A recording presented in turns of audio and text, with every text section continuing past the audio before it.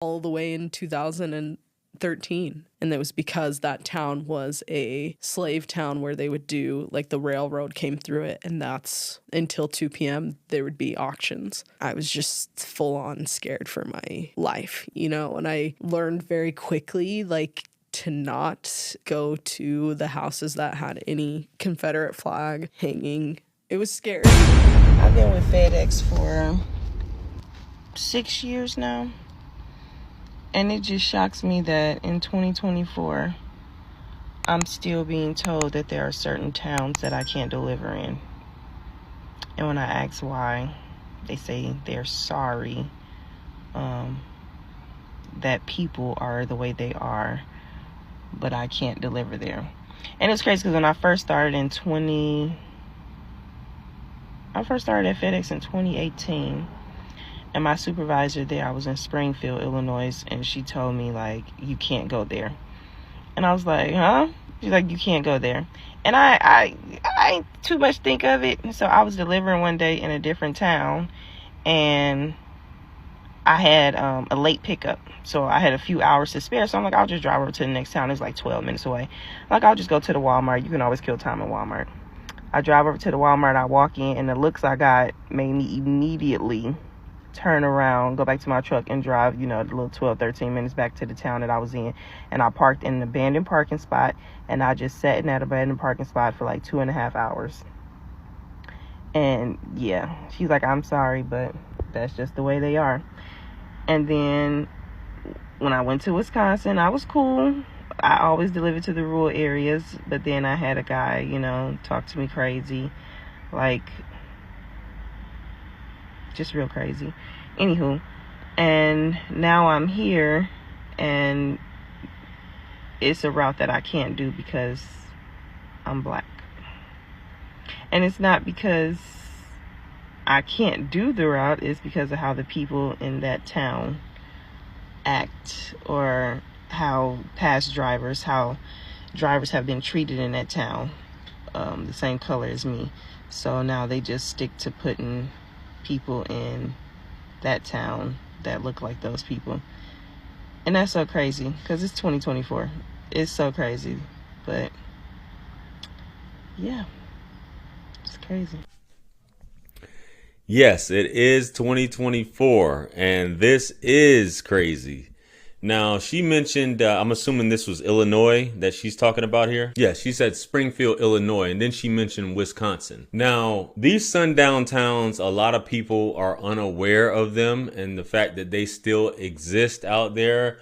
And when we talk about racism and this stuff doesn't happen and completely ignoring it and not acknowledging that this is going on, this woman is a FedEx worker and she's saying this, and I'm surprised they're letting her make this video. But a lot of people that work for these jobs, they make videos and TikToks all the time. But guys, this has always been in existence since the Emancipation Proclamation, Juneteenth, since black people were free here in America.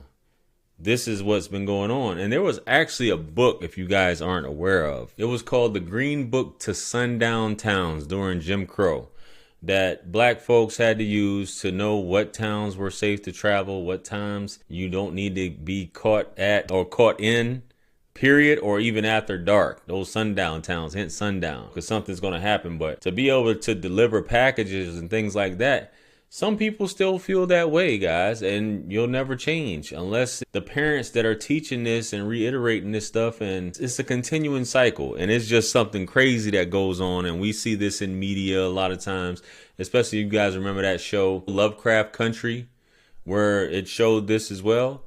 And yeah, this isn't Jim Crow anymore, but this still goes on. To be careful or know where you're going at, even sometimes, and this doesn't necessarily have to be the South, guys, because a lot of these towns are in the Midwest and are in the North. Even though you got places like Southern Georgia, who you hear about this, and you hear about this through certain parts of Florida, where people are skeptical of. And I've been in places personally, just driving cross country. I believe it was South Dakota and a few other places. When I walked into Walmart, it's just like, you know, or like they say, sometimes you can walk in some places as a black person and the music goes off, but as a white person, you can walk in a black establishment and everybody just goes on about their business. So it's just some things that people just never had to experience. It sounds like something out of a movie. But we got another clip here, guys, of a young lady telling her story of something that happened. Let's go ahead and get into that clip. Let's go.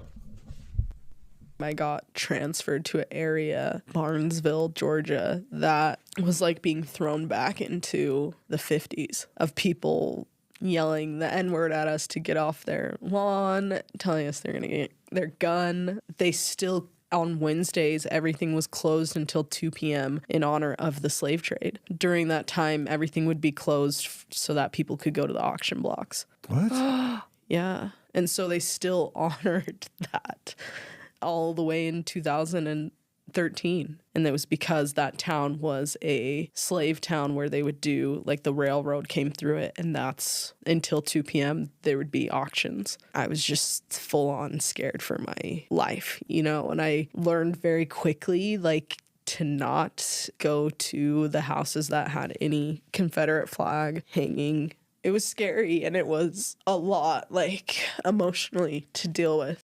I came across that clip of her talking about this. I guess she was in some sort of sales job or something where they sent her out there into that area. And there's things this to people across the world, internationally, or people that live in other parts of the U.S. This sounds like, oh, they got to be lying. That can't be true.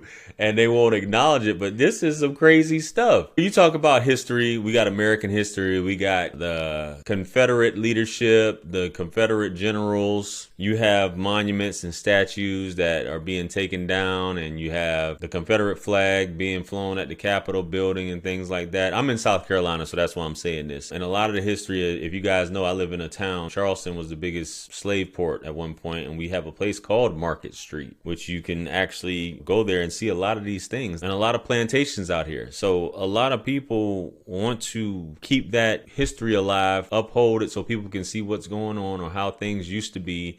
They want to go for that Southern Belle feeling. So a lot of times when people come here to Charleston, they dress a certain type of way. They expect a certain type of service. They want that type of feeling, for lack of a better term. So a lot of the history is maintained and told the way things used to be during those aristocratic times, if you will. This is some crazy stuff. Like, it makes you wonder sometimes. And I know a lot of people get a rude awakening when they go certain places that, hey, like, yo, we need to get up out of here, like, ASAP, man.